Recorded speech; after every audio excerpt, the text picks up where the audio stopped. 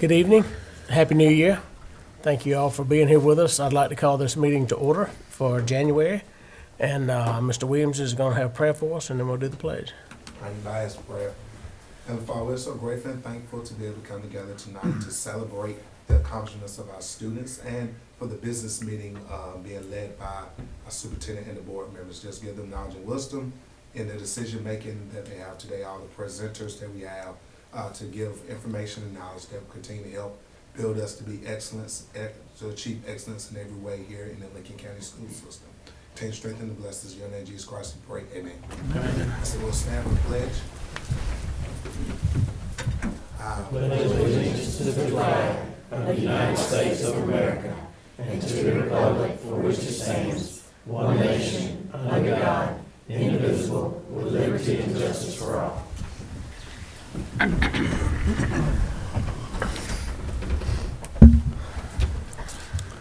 All right, we have our consent items, which is our agenda, the minutes of the December meeting, a fundraiser, and two policies for revision. Have any questions about the consent items? If not, I'll entertain a motion to accept them. Motion by Mr. Heitman, second by Mr. Madison. All in favor? Thank you. We have the election of our vice chair. Mr. Madison is our vice chairman right now. So if we have a recommendation or a motion to continue with Mr. Madison, or if somebody else is interested. I'll make a motion to let Mr. Madison continue. Second. Motion by Mr. Heitman, second by Mr. Mongrue. All in favor? Thank you, Mr. Madison, for serving. You got to vote for himself. The fiscal year 25 BOE meeting dates. Okay, board members, you see the meeting dates that we're proposing. The board meeting is normally held at 5 o'clock on the second Tuesday of every month. This year we do have one exception. It's April 15th, 2025. That will be the third Tuesday. Masters Week, which is our spring break, will be the week of 4/7 through 11. So, and then in July the 8th, that normally conflicts with our Gale conference, but this year it does not. So we can meet on July the 8th. Anybody have any questions or conflict about those dates? You need a motion to approve those, or those just? Yes. Okay. Make a motion. Motion by Mr. Mongrue, second by Mr. Heitman. All in favor? Thank you. The next item is our CTAE East Regional Competition Student Recognition. Excuse me. We'll ask our CTA director, Ms. Michelle Aycock, to come up and recognize our teachers and our students.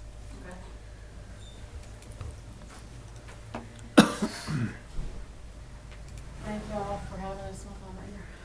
Thank y'all for having us. CTAE, you know, we are help prepare students for workforce readiness.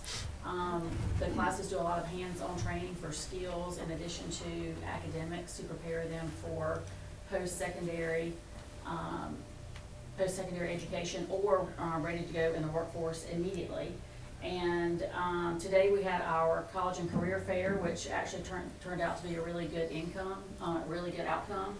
And Dr. Walski told me today that our enrollment numbers have been increased for next year as they're planning for our rising ninth graders to come up. So what I'm going to do is introduce our teachers, and they're going to introduce the students that place. So we've got Trey Holden, which is our welding teacher, and Mr. Connors, our construction teacher. So if y'all want to come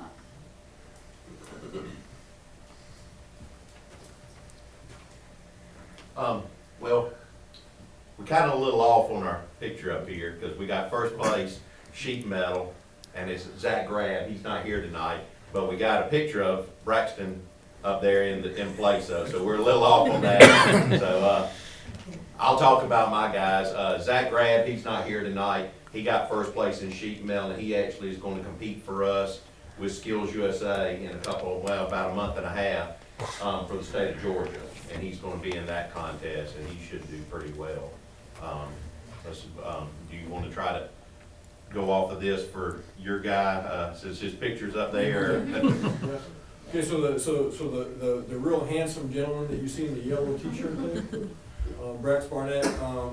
He competed for the first time for us in masonry, and when I mentioned it in the classroom, I said I need some students to compete, and he just jumped right up and said, I'll do it. So I was, wow, great.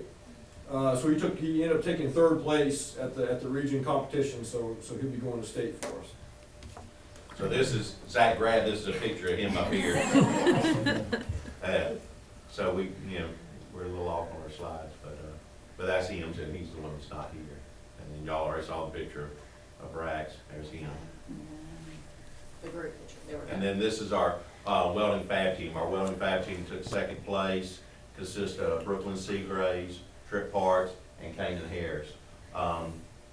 All three students are really good. They're all juniors, so hopefully we're gonna have some of them back compete next year. Brooklyn has done the contest. This was Trip and Canaan's first year competing with us, but Brooklyn has been a competitor since she was in the 8th grade. She's done the welding beginner welding contest. She was on the fab team last year, and she was on the fab team this year, and she's our team leader. So, but they've all done really well. I'm very happy with all three of them, and like I said, we look forward to compete again next year too. And I just want to say, I was able to go to this for the first time this year, and it was really eye-opening. It was exciting. They had competitions going on all at the same time. So I was having to kind of go from station to station, trying to figure out where our children were and who they were competing with. And there were schools from all over. I don't know how many schools were in it. Do you really? I think it's roughly about 10 or 20, I think. Yeah, all over. so from the students that we took, we actually had the majority place somehow. So it was very exciting to see our students compete. And it's also nice to recognize them in this way, so I appreciate the board doing it, because we don't have, academic awards like they do, so it's nice to recognize the hard work that these students put in, to their projects and stuff. Yep, I went last year, and it was very, very good. I was very impressed with the program that the regionals put on, and for our students to place in it, I think it's been really well. It's been really It's good. been really, really good, so Yeah. I'm proud of all you guys, Yeah. and Mr. Williams wants to get a picture. Let's give them a round of applause.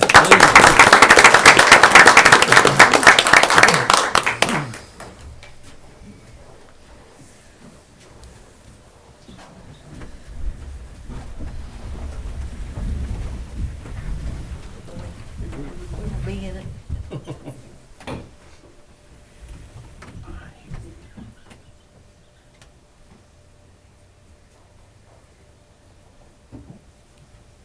We're good?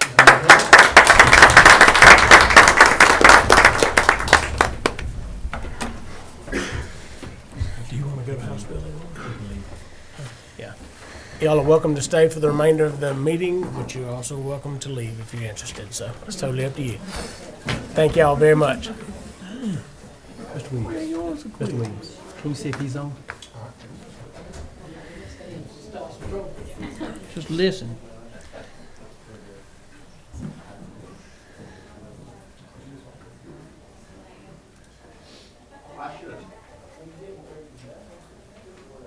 Thank y'all.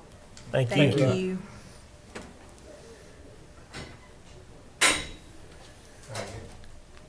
Not yet. So if we don't mind, let's move to the Okay. next item for you. You want to move to, you want to go ahead to the strategic planning and mission? Yes. Okay. All right, the next item is strategic planning, mission, and vision. That's 7 minutes.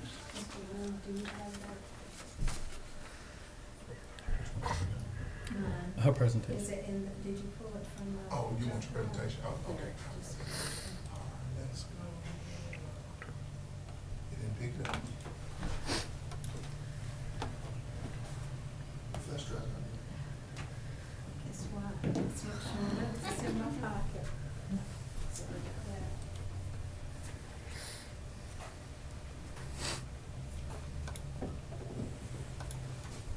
We're gonna vote on this now. We're gonna vote on this now. Just like it is. Yes. Yes, yes, should be. But it's just the mission and vision, so that's gonna all work. Yes.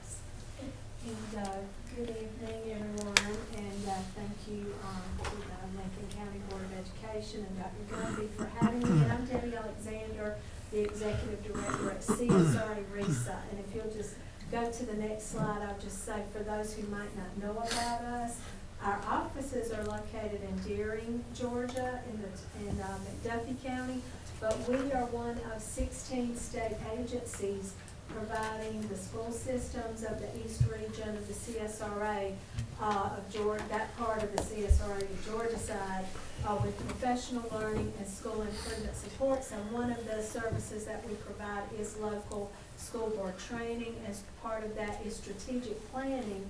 And so at the direction of the superintendent and the board, we have been here for the past 2 days. A colleague I brought that we could really focus first at strategic planning around your vision and mission, and which you call a purpose and your belief statement. So if you go to the next slide. Really what we did, and I apologize that it says this welcome and introduction, but what I really wanted you to see the process. But what we really had the school board do was reflect on their role as a school board in strategic planning. One of the things that they are tasked to do from the Georgia Code is strategic planning, developing a mission and vision, or vision and mission, and really that drives the school district.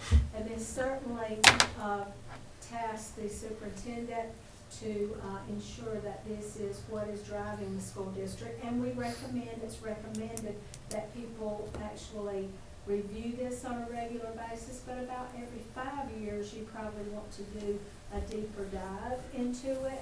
And certainly it's a very timely, as you have a new superintendent, to take on this task. So over the last 2 days, we have really over the last several weeks, we issued a survey which was sent out to the school district employees, 111 responses, and over the past 2 days we conducted focus groups at the elementary, middle, and high, and brought those results back to the school board, and we'll share the results and then actually a recommendation.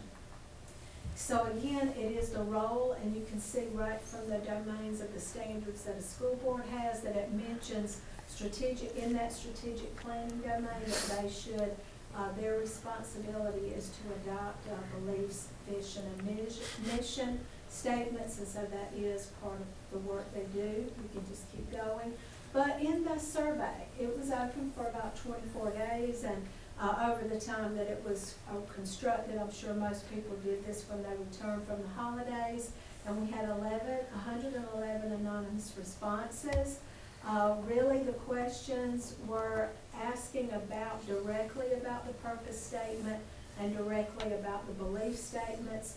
From those, we had, you can see the participants, and we had roughly the majority of participants were K through 5 teachers, and the most coming from 6 through 12. There's probably maybe more there, but you can see again where those were coming from. Most of your responses then would be from the teachers in your school, but it's certainly other participants, even some parents, and in other may also be parents or other, could be others that fall into that category. In the focus groups, we had 35 individuals, roughly 10 to 12, in one case I think 13 people in those, and they were made up of students, parents, teachers, administrators, and support staff. So really when we looked at the purpose statement, and when we asked in the survey really how people felt and how that purpose statement resonated with them, and actually it was telling about what that vision and mission, and just so you know, the definition of vision is driving your purpose. So your district uses the language of purpose to drive for that mission statement. But when we ask folks to reflect on that vision statement, which is to help our students reach their fullest potential through world-class learning grounded in small-town values, you had, when you look at the star rating, you notice that level 4, which meant that they didn't really feel that needed any revision. to the level 3, saying some revision might be necessary. But that is over 90% of your teachers and school employees saying that they were pleased with that and it reflected how they felt about their district. And here's what the focus group said about it. What they liked best about that purpose statement, they liked that they felt it was family oriented. What did they like about your school system? They believe it's family oriented.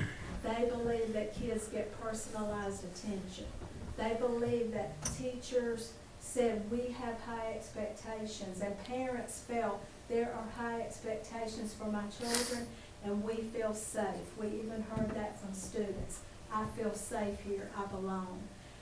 Then we looked at how people felt about that vision or purpose statement, and what resonated was that small town values. We heard that throughout, saw that mentioned in the survey as well.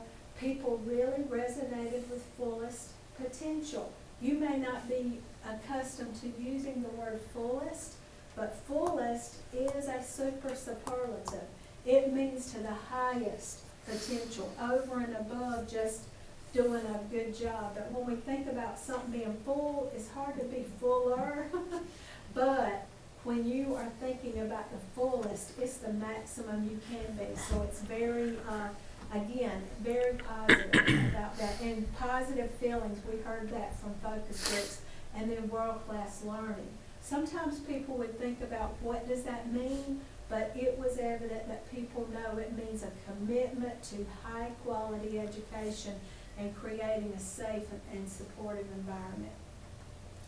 Then we looked at them rating the belief statements, and if you look, it's kind of hard here. Certainly the superintendent and board have these documents, but really the one that resonated most, and you can kind of see it there by that darker orange line, was that, and remember that most people were still not seeing that these needed total revision, just some tweaking was the majority of what people said here. So when we think about agreeing and strongly disagreeing, they agreed most with that statement that says learning should promote honesty, integrity, responsibility, leadership. It should be modeled by all adults and students in the school system. And so then the next we saw would be that about the community. People really talk, you see that, but it also goes very closely aligned with those that are on the instructional pieces, was very similar, that people felt very positive about that, as you just heard in that beginning part on the purpose. But the one that received feedback the most was on technology. Not that people aren't positive about technology, but they're saying this is a given. We use technology, it's integrated into our everyday lives. Now we need a balance of it. Is that we may not need it in, always being on our technology. We need to use it to enhance our learning and to enhance what we're doing and ensuring that we are ready for the future and using it for those purposes. So what the focus group said, if you go to the next slide, was similar. They really resonated with statement 4, as I said, and then from honesty and integrity as those being the values of Lincoln County. Community involvement, they praised the community spirit here and continuing that, and again, that students really excelling and in their full, using and reaching their fullest potential, going beyond maybe what we even dreamed for them. And then finally, thinking about the technology as a concern, that it shouldn't be overshadowing hands-on experiences or even the direct instruction that a teacher has, but that we use technology in our everyday life, but it again should be enhancing education. And so finally, we used all of these components to actually, and you may have to make that large for this, but we actually revised based on those recommendations, and there's much more notes that we could spend all evening really delving into, and we have over the last 2 days with the Board of Education. But we are making a recommendation for some slight changes to the purpose. And in this, there is only the change that we would clarify that the purpose is the vision.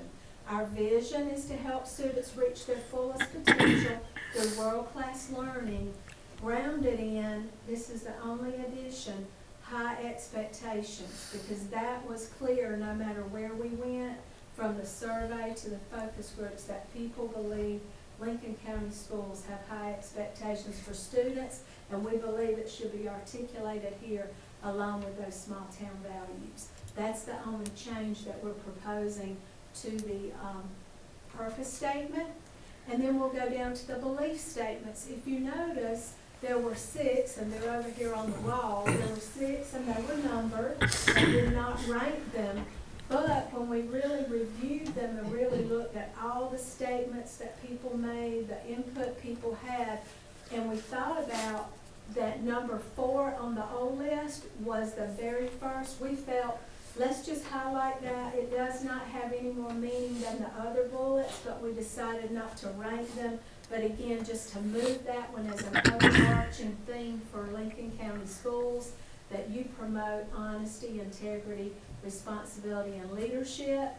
And then we just actually combine number 1, that was number 1. There's very slight change to number 1, just saying we added that we would meet the needs of the whole child. So again, highest levels of learning through the challenging curriculum, that was already there.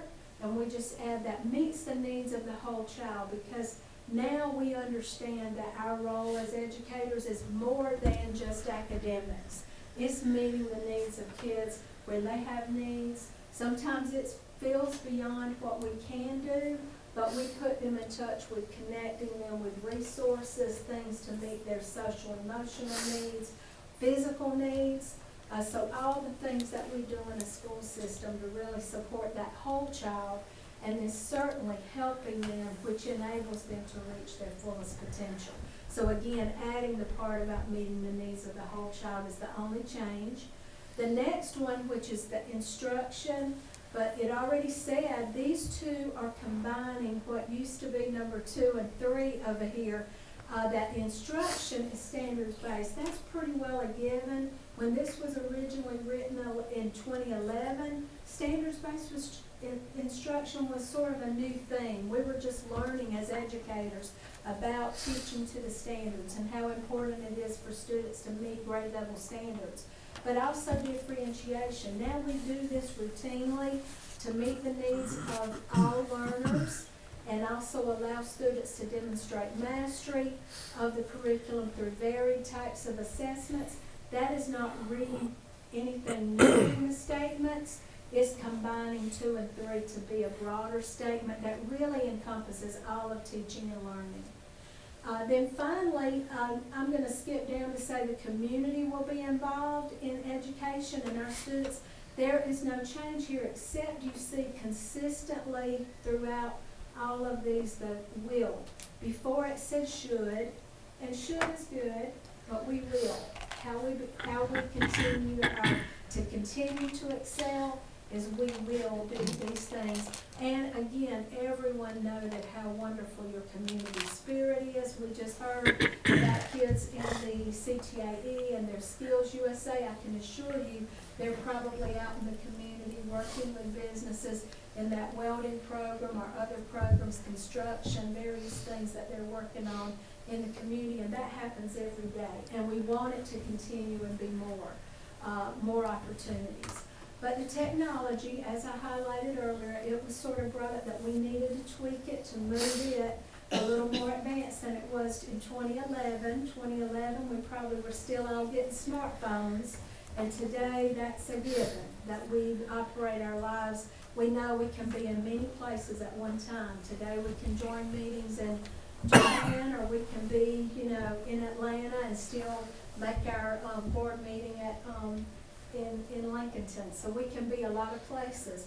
But technology, we believe this came out in all the groups and the survey, that it should enhance learning, complementing hands-on experiences and preparing students to compete in the global workforce. So again, we believe this really encompasses that high expectation for kids, even with the technologies we use, and sometimes that might just be the product, the hardware we're buying, but also the software we might be using in classrooms. So again, this is the revisions. We've certainly shared these over the strategic planning groups and as we've worked with the superintendent and his team. And tonight from CSRA RESA, we would just recommend that to move forward in your strategic planning, that you adopt these revised purpose and belief statements. And Dr. Montgomery, thank you so much for having CSRA RESA be a part of this process. And again, it was a pleasure being here and hearing about how wonderful Lincoln County Schools are and seeing it, you know, in operation. So thank you for having us. Thank you. Thank you very much. If you click on, Mr. Williams, the action item.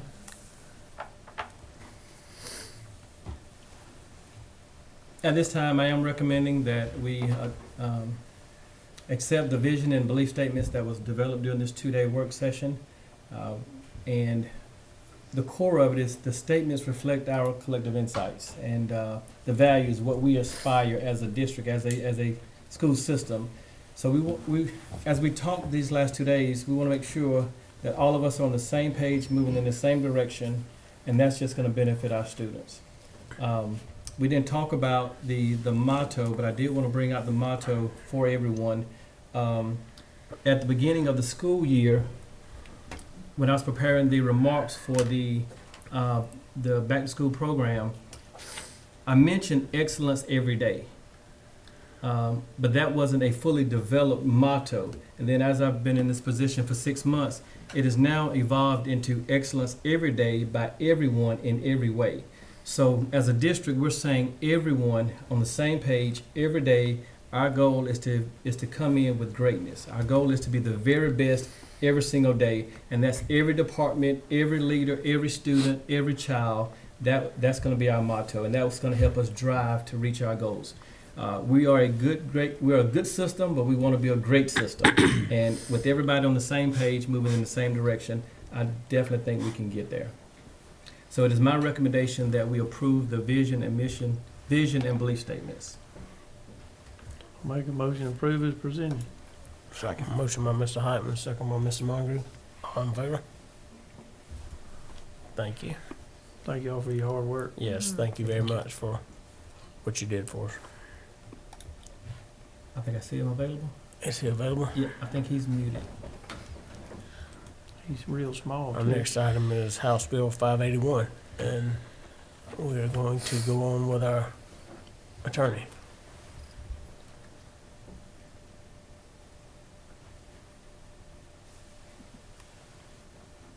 He's in there. He's in there. Ms. Kerr, we're ready for you. Oh, let me mute, unmute. Can y'all hear me? Yes, sir. Okay. Well, Dr. Gumby, board, I sure do appreciate y'all letting me talk to y'all today about House Bill 581. I am sure that you all have heard a little bit about it. I know that Dr. Gumby has. We talked about it. So I don't want to take too much of your time to discuss it. I want to give you all an opportunity to ask questions, see if you all have any concerns or issues about House Bill 581 as it relates to school districts and even counties and municipalities. Let me give you a quick overview of House Bill 581. It has now gone into effect. It is codified in Georgia law, and what it basically does is limit the amount of the amount of increase in ad valorem taxes that a Board of Education can actualize in any one given year. And it limits that based on an inflationary rate. That inflationary rate is not something that the Board of Education gets to choose, or quite candidly, your local tax folks get to choose. The state tax commissioner will choose the inflationary rate. It's not specified in the law. In fact, it can be any inflationary rate, a state inflationary rate, a county inflationary rate. One example that's given in the law is Consumer Price Index, or CPI. And so that's sort of what we've been using to give examples, simply because, quite candidly, it's easy for us to find. And Dr. Gumby, have you given them examples of the template and how that works and what the potential differences could be when it comes to Lincoln County and other counties? Yes, sir, we presented that last month. Wonderful. And we do have a copy of it. Wonderful. So then you all have an idea of the potential impact that this bill would have had it been in effect in previous years. The couple of things that I want you to remember about House Bill 581 is this. You get one opportunity to opt out. If you don't take that opportunity, you're in, period, forever. There's no other way to opt in or opt out later on. You're in or you're out, and you have to make that decision and finalize it by March 1st of 2025. There's a process that we can talk about, and I'm happy to do that once we get to that point. House Bill 581 also takes away a lot of local control. You all board members were elected to run, to manage the Lincoln County School District, do what's in the best interest of the district, and more importantly, what's in the best interest of students in that district. And so that's one of the things that I think you need to take into consideration when you're trying to determine whether you stay in or you opt out. Is this bill, is this law in the best interest of students? And that's something that you all will have to look at and discuss amongst yourselves. I will tell you, your time is getting short. It's all, well, let me rephrase. Your time to address this was already short, and it's getting shorter. And I'm sure Dr. Gumby has explained this to you all, but let me go quickly through exactly what the process is. You have to hold 3 public hearings, one of which has to be between the hours of 6 and 7 p.m. You can hold these hearings only on weekdays. You can't hold them on weekends, nor can you hold them on holidays. You have to run a notice in the newspaper. It's very specific language. The law requires the language as written to be used in the notice. You have to run that notice at least 7 days prior to each hearing. The notice actually considers you including all 3 hearings, all 3 dates, all 3 times, and all 3 locations in a single notice. My recommendation would be to run more than one notice. Try to run at least 3 times to provide your community an opportunity or more than one opportunity to be aware of when these hearings will be. That notice also goes on your website. Strongly suggest you put that on your homepage of your website. In addition to the notice, you run a press release. Excuse me. You don't run it. You have a press release and you send that to the local media. It's their decision whether they run that press release or not. Once you have your hearings, the other aspect that the Board of Education would need to do is approve a resolution. Dr. Gumby, did I send you a copy of that resolution? Yes, sir. Okay. It really tracks the statute as far as what you're required to do.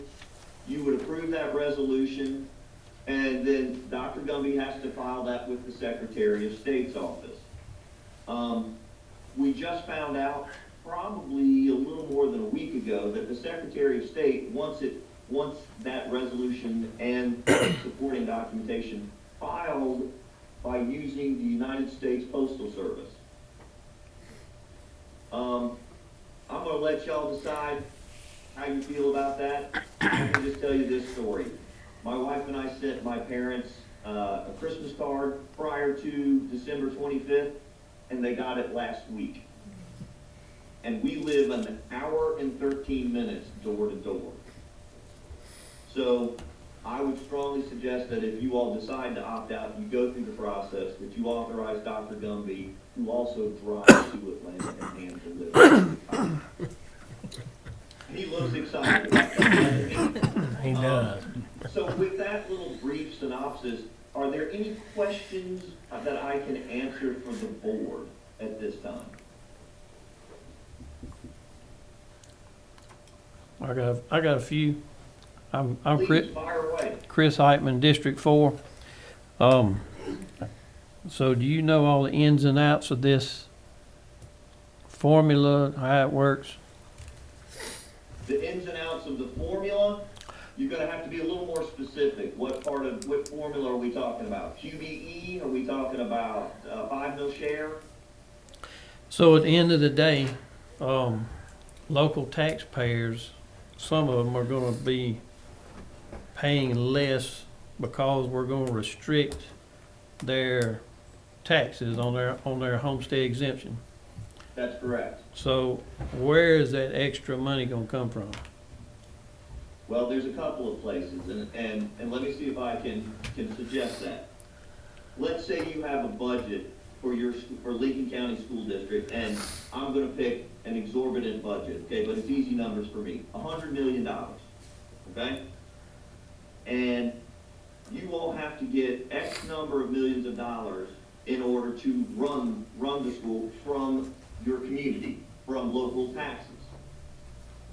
If we're not able to generate that X amount to make up the difference between what you get from the state and what you need for locally, there's really only one place you can get that from, and that's to raise the millage rate. Now, there are two other ways. And before I say that, let me give you the two other ways. One is to use some of your reserve. Now, you all have worked hard to get that reserve, but you can do that. That's a temporary solution, because ultimately, if you continue to use your reserve, you're gonna exhaust the reserve. The other option is to reduce programs. Now, that's a fancy way of saying firing people. I don't know any other way to say it. Were any of you on the board during the Great Recession around 2007, 2008? No, sir. No. Well, I was representing school districts during that time, and I can tell you, terminating good folks for no other reason other than you don't have enough money to pay them is hard. Real hard. But did that answer your question? Yeah, it kind of did. So currently, the way we budget and the way we collect, we have a rollback each year. Is that correct? That is correct. So I'm trying to understand this, because I'm not, it's so many moving parts in the financial side, it's crazy. But, so each year, we actually elect to either roll it back or not, depending on our revenues, is that right? Correct. Okay, so that's kind of what that is. That's to align our revenue shortage or overage. Yeah, that's one way of looking at it. Yes, I'll go with that. Okay, so if we stay in, we have that option each year, and generally we get to roll it back, but sometimes we don't. So we have some leverage as far as collecting the additional funds if there is a shortage. So I guess let me do a little back step in here and tell you exactly why I'm questioning, because last year's rollback tax meeting hearings we had, I sat right here and I told the community that was in here that they need to talk to their legislators and they need to get them to pass legislation to help them with their taxes. And guess what? It just so happens they did. But what the legislators didn't do is give us a really good legislation law. There's a lot of unanswered questions. And You are 100% correct. This bill lacks any specificity as to how it's going to work or affect a district. And it's kind of unfair to the school board, because, as I understand it, the county, they can add a 1 cent sales tax to generate additional revenue if necessary. Is that right? I'm not sure. You are correct. You are 100% correct. School districts were specifically exempted out of that provision. Yeah. So Do you see, either way that the majority of the districts go in the state of Georgia, do you see legislators getting together and improving the law that they wrote, that they really didn't know what they voted on, in my opinion? I'm just saying that, but do you see it changing? Well, you used a word that caused me a little concern, and you said improving. Do I think that they will provide some specificity? Yes, sir. Let me give you an example. In the bill itself, there is no acreage limitation as far as homestead exemption. None. Now, in any other homestead exemption bill, local or state, there is an acreage limitation. That's correct. This one does not contain that. So I assure you, at some point in time, there will be an amendment to change that, to add a acreage limitation. But to answer the question I think you were asking me, do I see the legislature revising this bill in a way that provides us more explanation, more specificity, and more help with generating funds? Probably not. No, sir.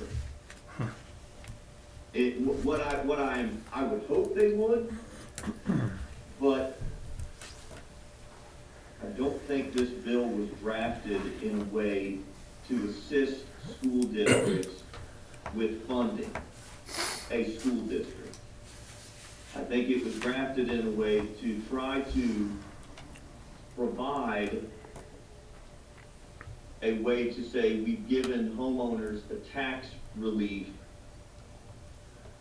and not worry about the impact that it has on local governments. Now, that's just my opinion, okay? And it's like a nose. Everybody's got one. Everybody can have their own opinion on that. But you did bring up one thing that's very important, is that there are some aspects of this bill that apply to counties and municipalities that do not apply to school districts. The other thing you need to keep in mind is that they did not change the constitutional maximum for our ad valorem taxes. It's still 20 mils. And Dr. Gumby, what is your millage rate currently? 14.579. Okay. You have some room to grow. But ultimately, it may not be during Dr. Gumby's tenure as superintendent. It may be the next superintendent or the superintendent after that. But there's gonna come a time, just from a mathematical standpoint, unless we have a huge, another Great Recession, that we're not gonna be able to make up the difference that we're not collecting under this bill. And so we're gonna have to continually raise the millage rate or reduce programs, and then we're gonna hit 20 mils at some point in time. And I don't know what districts will do at that point in time. To change that 20 mil cap would require a constitutional amendment. The entire state of Georgia would have to vote on that. So you guys decide whether you think the state of Georgia citizens would vote on amending that or not. Did that help? Not really. Well, at least you're honest. Yes, sir. Did the explanation provide some information to you? So, What else can I help you with? What other questions do you have that I can answer for you? I just got one final question, comment. So the students are by far my one vote. That's the priority for me. And I just want to make sure that either way that we go, I thought I heard you say that, we might have to go into our reserves or raise the millage rate. Either way, we got to meet our whatever we need to spend. So, I'm trying to, We gotta meet our budget. yeah, we got to meet the budget. Well, one of the things that that I find a little frustrating, and this is just me talking, is that it seems to take away, that's not the case, it does take away a lot of your local control. You all were elected to do what you need to do that's in the best interest of this school district, and now the folks in Atlanta are telling you, here's what you're gonna be able to do, and a lot of them may not be able to point out Lincolnton on a map.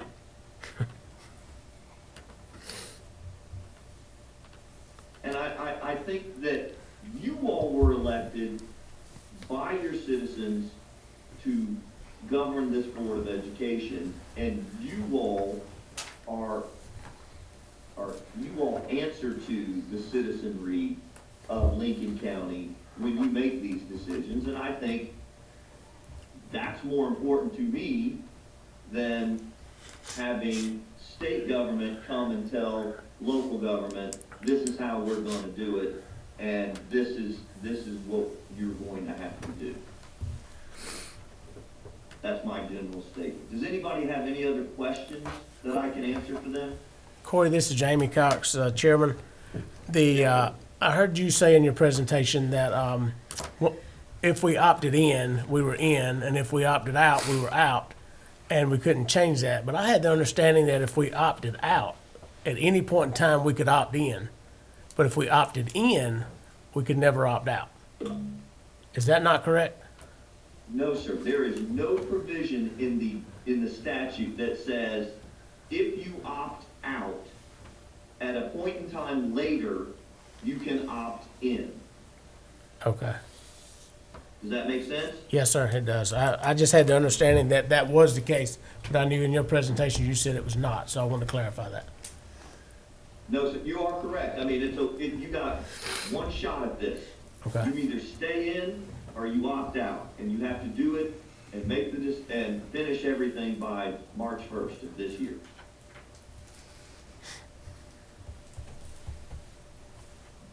As part of this Any other presentation, questions I can answer? Mr. Carter, this is Howard Gunby. Yes, sir. I did want to go ahead and point out that if we were opting out now, then the system would have lost $377,000 if we were opting in. I'm sorry, opting in. Yeah, if we were opting in. But you don't opt in, Dr. Gumby, you're just in. Right, we would have lost that money based on the template. If we don't opt out. Right. Yes. Yeah, if we don't opt out. Now, how much, just out of curiosity, how much does a mill bring in Lincolnton? 338. 338. 330. Huh? It's like 420. 420. So that was my question. 420,000. 420? 420,000. So you have the ability each year to not take the rollback, and that would, until your difference became over 420. And that, doesn't that millage rate rise every time, every year with the, You talking about the value? assessment? Yeah, the value. Maybe. I Yeah, mean, we won't know. Yeah, that's yeah. unknown. Digest. We don't know. That's With continuously the going. digest. Right, right, as long as people are, Yeah. building houses. So if you were in a difference, you wouldn't take the rollback, any of the rollback. That's kind of what I was asking. Right. And for us, if we lost equalization plus the 377, that's 575 and 373. So that's over a million. The district will be hit. Keep in mind that if you decide to stay in and you're going to balance the budget on the backs of folks, average, and I'm using general rule of thumbs, okay? A new teacher costs you approximately $100,000. Salary and benefits, it's actually a little over 100, about 105, 106, but I'm not a mathematician, so $100,000 is easy for me. If you're looking at that, you'd have to cut loose 5 teachers to make up that difference. Now, some folks may say, well, we can look at terminating classified folks, your parapros, food service workers. I promise you this, after our experience with the Great Recession, you can get rid of all those folks, every last one of them, and you're gonna find out 2 things. Number one, you're not gonna make up $500,000 difference. And number two, you will not be able to run your school district. Those folks are invaluable. Who gets to pick those 5 teachers? Pardon? Who gets to pick the 5 teachers that we cut? Well, generally speaking, what happens is that would be on a recommendation from your superintendent, and then you all get to hold the hearings for those. So you all get to ultimately say yes or no. I understand.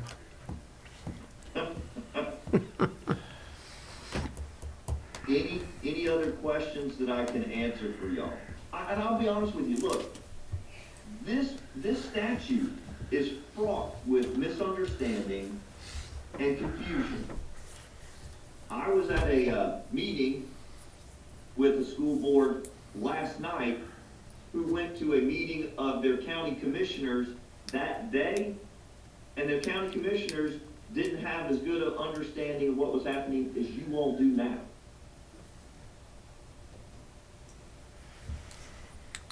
So you're seeing this across the board in the state of Georgia then, with the school boards dealing with this everywhere? Yes, sir. There was just so y'all know, there was, and I'm sure Dr. Gumby has said this, there was a survey that was sent out by Georgia School Superintendents Association, GSSA. And as of yesterday, now not all the districts responded, but of the districts that responded, over 70% of them have indicated that they intend to opt out. Excuse me.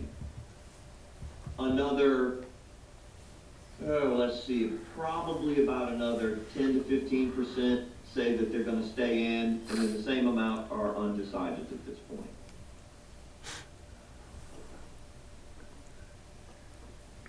So as it stands right now, if everything based on that survey is the case, well over half the school districts intend to opt out. For whatever that's worth to y'all.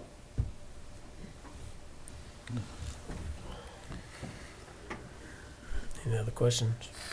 No. Not you? No. Clear as mud.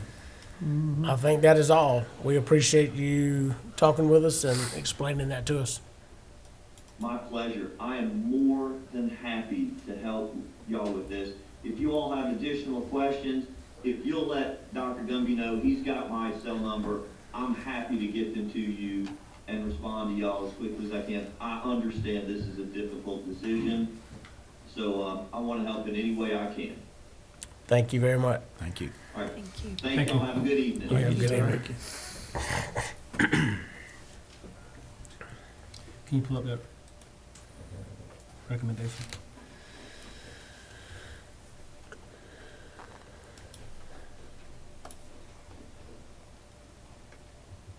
The action item. So last month's board meeting, we talked about the template. We had a PowerPoint we discussed, so that I'm not going back over that. It is recorded for those who want to go back and review it.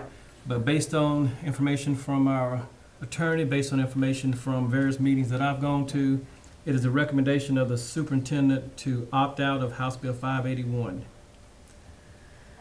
And again, I do want to say, we do understand that our legislators were trying to do something good for our taxpayers by giving them a break. But as you heard from our attorney, the language was just not in there for us.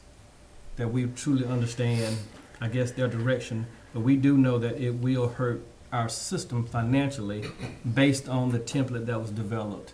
And again, that was $338,000 had we been in House Bill 581 that we would have lost last year. Do I have a motion? I have a recommendation from the superintendent. Do I have a motion to opt out of House Bill 581? I'll make a motion, we opt out of 581. A motion by Mr. Madison that we opt out. Do I have a second? Second. Second by Mr. Mongrel. All in favor? Any opposed? Okay, 4-1.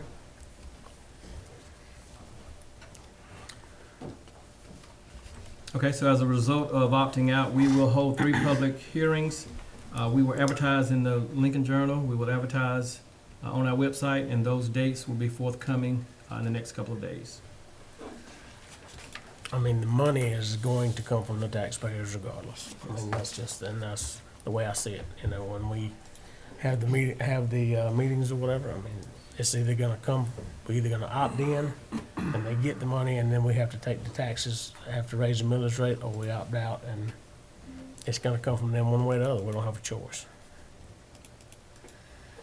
Next item, financials. Good evening. Tonight's financials are November. November, just fair warning, is our worst month of the year. We are waiting on property taxes that are due. Property taxes are due December the 20th. Not a lot of people pay them early. So starting off with that, our ad valorem taxes is at 12%, and we should be at almost 42% in November. So we are behind collecting. It all comes in December and January. Rest of the income looks fine. Nothing really jumps out. Obviously, we are below because of ad valorem, which we just spent 30 minutes talking about. For our expenses, we've hit this a couple times already. The big ones, pupil services, general admin, sport services, and M&O.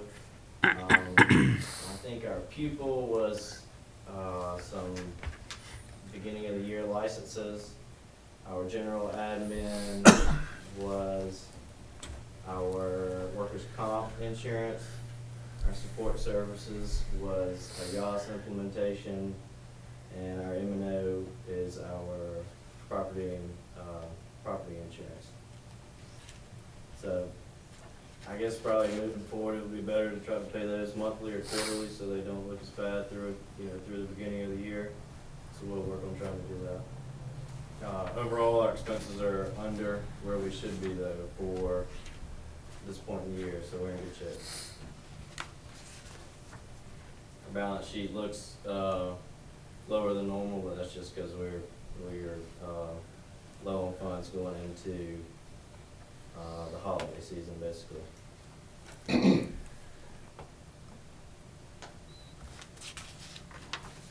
And looking at this, our expenses are way over our revenues, which we've already covered. It looks like it's 1.6 behind, but they'll catch up in January for sure. Our SPOS collections, we're over 100 again. The average for FY25 so far is 98.6, so we are holding pretty steady there. I think we pushed off that until fall maybe, or sometime next year. And that, the hearing to redo that. As you can see, our SPOS, where we should be, we're 110% above, so we're a little over where we should be collecting SPOS, where we budgeted. Our bond is obviously half of, not obviously, but is half of what it should be.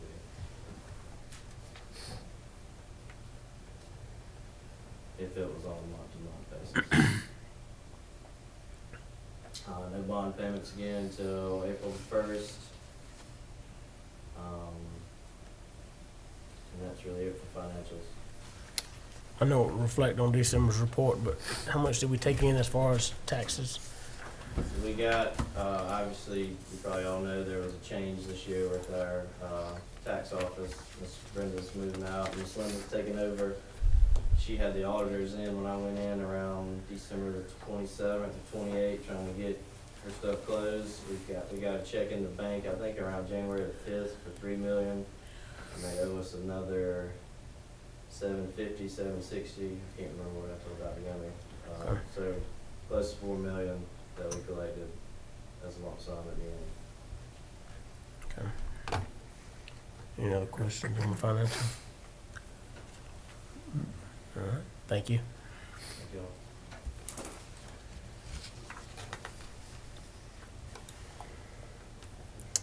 Next item is the 25-26 and 26-27 school calendar approval.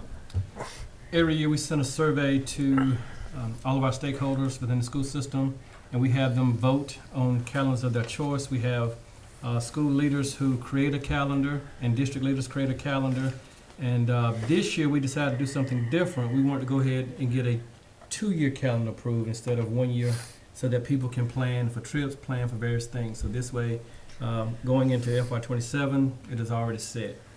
The biggest change in the FY25-26 is we will start back school in July. That's a big change from the past.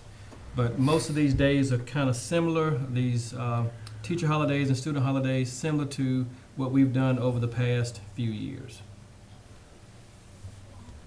So I just need a motion and approval to accept these calendars as presented. Can I make a comment before Yes, we sir. vote? I've had several teachers and some students mention being off the Monday after spring break because they work at the Masters Golf Tournament. And I just like y'all to consider that the next time it comes up. Yes, sir. In 3 years. In 3 years. Yeah, I may be gone. I give them plenty of notice. Yep. Now, Get ready. Did you have a second? I now have a motion to I approve the ain't had calendar. a motion I'll yet. make a motion. Motion by Ms. Motion made. Daniel to approve the calendars for the next 2 years. Do I have a second? Second. Second by Mr. Madison. All in favor? Thank you. All right. Fiscal year 26 budget calendar. Okay. Before you is the budget calendar, and this is just kind of to inform the board of how we develop our budget and then how we will present it to you and then get it approved. So tonight, we're actually sharing this calendar with you so that you understand the timeline. By the 28th of January, principals will give me their master schedule and the request of teacher allotments and class sizes. And so what we do, we'll meet with each individual principal and we will go through those documents, and they will request, if they request more teachers, if they request different things, we will look at it at that time. I think most principals are ready before the 28th, so we may be able to start this process sooner. And then by the February board meeting, we want to discuss this information with you, board members, about the class sizes and our enrollment projections. At this time, we also would want to bring before you the teachers we are recommending for contracts. So we want to do that early this year. I think it's sometimes done in March, but we really want to get that done in February. By the 26th, school and department budgets will be due to me. I will review it with the cabinet and with finance and make sure that our funding is there to make sure that we can adhere to budgets. I would like to start the budget process a little early so that we don't run out of time in June, because we have to have a final budget set before June 30th. So these are the dates that we want to start talking about it and have our public meetings. And it is our hope by the June board meeting this year, we can approve our final budget. And then set our millage rates either August or September board meeting. I do know this is my first year in this role. The tax assessors would love it if we can have that millage rate approved in August. Again, so that's our goal, to try to make sure we adhere to that so they're not pushed in the county and the city and the school board's budget, because they have to send it off to the state for all three. Any questions on this process? Maybe if you want me to clarify anything of what's expected of the principals and the department heads, and getting the information to me to give to you. Any questions on the budget calendar? If not, we need a motion to accept it, correct? Yes. Yes. If not, I'll accept the motion to accept the budget calendar for fiscal year 26. I have a motion by Mr. Mongrue, Second. second by Mr. Heitman. All in favor? Thank you. CCRPI presentation. All right, you have to pardon my enthusiasm, because there's some great results right here, and I want to wake you up a little bit. Four E's. But we're going all excellence every day in every way. There you May go. not be exactly. By everyone. That's right. Everyone. Excellence in every way. And we have been exhibiting great excellence. So CCRPI is annual. We went through this in SEP 21. We did not receive due to COVID. It's an annual tool, measure how well school districts and state are preparing students for the next educational level. There are five areas, each rated from 0 to 100. Since 2020, last time we got an overall score. So there's not an overall score, there's a score for each of the 5 categories from 0 to 100. Content mastery, basically how did they do on the exams, what level they got, different points percentages points you get for the performance of the students on math, science, social studies, English, but let's take, and math does count for content mastery. So that gives us our content mastery score. Progress, how a student grows. That's how a student grows in. We don't have enough ESOL students to count in that, but how our students grow in math and English. So that progress you'll see in our results is great because it doesn't just go into the raw score, but it lets us know, are we progressing students? So that student that come in at a high level, are we getting that student and progressing them? Rather than they are generally an A student and they get an A, they may not have grown. That's just how they generally perform. So the formula they have to figure out how a student progresses and not just the raw score. Closing the gaps, which is always a moving target. We always talk about this, a moving target. Shows for subgroups how students are progressing or meeting a target. It's not 3%, it's kind of not a simple formula, but roughly the state gives you, based off what the students did the previous year, they give you a target that the students should attain. So that gives us a score of how well those students did attain that target, which is interesting because you'll see we have a high content mastery score, but then in one particular school or group, you may see a low closing the gap score. So those are, it can kind of be confusing when you look at it, you see a low closing the gap score. Readiness measures how our students, are they ready based off of Lexile, attendance, fine arts, computer science, PE, health, world language, CTAE, AP, word-based learning. That kind of goes into, are we educating the whole child? Content mastery, just your academic performance. Readiness goes beyond into the whole child and not just academic measures. So that's why it's important. In our new mission and vision statement, we talk about the whole child because they do measure us on that. And then graduation rate is simply the graduation rate. This is an overview for the district. For our elementary school, you see some high areas, particularly in that progress of the 91.9, hundreds, high as you can get. And that's a 3.7 point increase from the 22-23 score. Content mastery and closing gaps are not comparable from year to year because of the new math assessment. So it's not comparable to the previous year. However, if you did compare, we increased in all 3 schools in content mastery. You can see the elementary, the high school increased over 15 points from previous year from the content mastery, illustrating the high growth that they had in math, algebra, algebra, EO, and of course assessment. You see again the elementary school, middle school, those high numbers, and then that high school increased over 28.6 points from the previous year in the progress. That means those students are growing from where they are. They're not just getting high score, but we're showing that the students are really learning. Closing the gaps, hundreds high as you get again.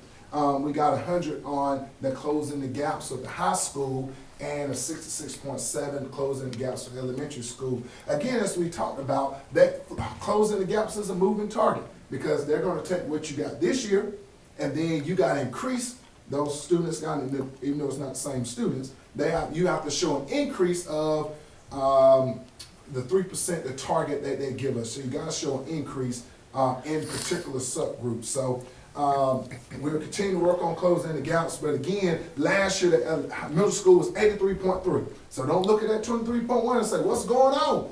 Great things are going on at the middle school, so don't let that one little score throw you off there. It's a moving target, All right, but we're trying our best to steady that target and hit it. Readiness, oh my goodness, again, whole child. You see, we are increasing in that score. CTA offerings at the high school illustrating that increase in the score. The elementary school, the offering the computer science to the students, the art to the students, of course PE, and some career exploration things that they do with, I don't think things been done does, counting that, and student attendance and Lexile. So we're showing that our students a high level of reading.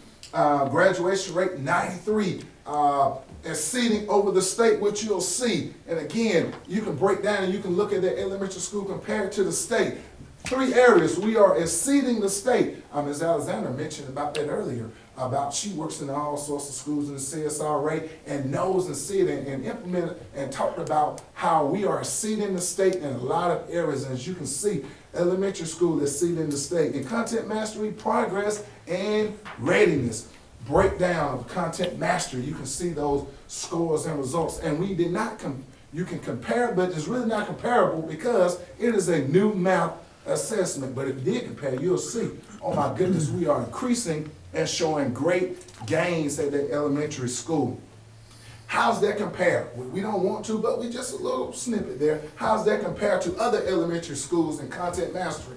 You can look at the results right there. I excluded larger districts because you're trying to put 10 schools into one. But if we did put some bigger bordering counties, you'll see we're still number 1 and 2, even exceeding what some people consider the high standard. But Lincoln County is the high standard.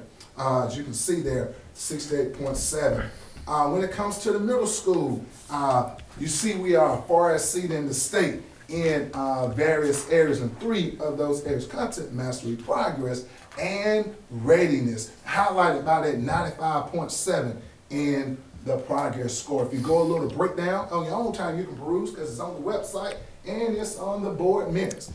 It's similar. You can look and peruse through all that, but you can see comparison to years of continual growth that we're having in our content areas and how they continue to improve. Again, the gold standard in middle school, you see Lincoln County is up there, 76.1. And content mastery, we are exceeding and showing that excellence every day in every single way. The middle school's doing a great job. Elementary doing a great job also. When we go to the high school, yes, ready to be celebrated, when we get to the high school, again, you can see we are in 4 areas. Graduation rate higher, closing the gaps higher than the state, readiness, and content mastery that we are exceeding the state. Great work that they're doing at that high school. And you can get a breakdown there. You see that biology increased over almost 25 points from the previous year. Content mastery, you can see increased by 2.4. I did not put the math because we want to compare apples to apples, but you see that big jump that they make, even though it's a different new standards, the big jump that the teachers and students have made in that Algebra 1 score. And I'll tell you, that is far exceeding the state when it comes to the Algebra 1 scores. And you see that progress, again, that is demonstrating that we are not just taking students, we're taking the lower level, lower achieving, high level, middle achieving students and increasing their knowledge base in their area that they're testing in. And graduation rate, it dropped, but it only dropped by 0.3%. Oh my goodness, but we still are at 93% in the graduation rate. And again, gold standard, red standard we see there, Lincoln County High School, content mastery, 75.5 when it comes to content mastery. That is just a raw score, a raw percentage in the formula they have of students and how they're performing when it comes to math, science, social studies, the 4 particular areas that they're tested at the high school. So again, most of this, the content mastery is just based off that one assessment, that high stakes test now. It matters to us, but we are beyond just more than a score, but we love to demonstrate and show because we can use this to compare ourselves to other districts in the state of Georgia and it can validate the great work that we're doing. But again, we don't want to be good, we want to be great, we want to be better, and continue to have excellence in every day, in every way. It may be backwards how I said it. But any questions there? But again, rules through. But I didn't want to talk fast just to be talking fast, but it's great things that the school district and the principals and teachers are doing and demonstrating through the CCRPI. Thank you very much to the teachers and principals for everything you're doing, because I know that it's accredited to you for the scores and all that we have and all the administration. And thank you for that presentation as well. The next item is a non-resident enrollment request. Okay, board members, before you, you have the non-resident request. It has been signed by Dr. Walski. It is a high school 10th grader. Dr. Gumby, I have a question. Yes, sir. It's not relative to this student, but if we take a non-resident student in the 10th grade, is he with us through the end? If a class gets full, is he at jeopardy of being removed from the school? Should that grade? They have to apply every single year. Okay, so it's possible that they would not. Okay. Okay. Any other question? If not, I'll entertain a motion to accept this student. Motion by Mr. Heitman, second by Mr. Monroe. All in favor? Thank you. Policy for revision. I met with Dr. Walski about this board policy, and we would like to make a few changes. Page 2, but there, we would like to raise the fees for our employees during that time. Custodial fee from $20 to $25, nutrition from $20 to $30 per hour, technician fee from $30 to $35, and the administrative fee from $35 to $50. Any questions about that policy? Is that enough? There's not much change. Is it enough? You good with that? I mean, I don't know. Yeah, based on Dr. Cost, Walski, we Cost. kind of talking with the people who do those duties. That was a good upgrade for them, even though it Yes. was a $5 increase. It's an They were receptive. hourly wage. All right. No other questions? I have a motion to approve the policy. I'll make a motion, we approve it. Motion by Mr. Madison, second by Mr. Heitman. All in favor? I have a policy for review. Item IG, policy IG, guidance program. There are no required recommendations, Mr. Chair. Okay. It is good as written. And then we'll move on to superintendent's report. Don't have any, sir. Okay, I need a motion to go in executive session. By Mr. Madison, second by Mr. Heitman. All in favor? All right, I'd like to call this meeting back to order. I have a recommendation from the superintendent that we accept the retirement of Ms. Tanya Burt effective May 31st, 2025. Motion by Mr. Heitman, second by Mr. Madison. All in favor? I have a recommendation from the superintendent, and I make a motion that we hire Miss Eva Speed as a substitute teacher. Second by Mr. Heitman. All in favor? Recommendation from the superintendent that we hire Philonda Shanks as to add to the custodial staff. I'll make a second by Mr. Heitman. All in favor? I have a recommendation from the superintendent, and I make a motion that we hire Floyd Turner as a substitute bus driver. Second by Mr. Heitman. All in favor? I have a recommendation from the superintendent, and I'll make a motion that we accept $5,000 from the Georgia Transmission for an easement at the elementary school. Second by Mr. Madison. All in favor?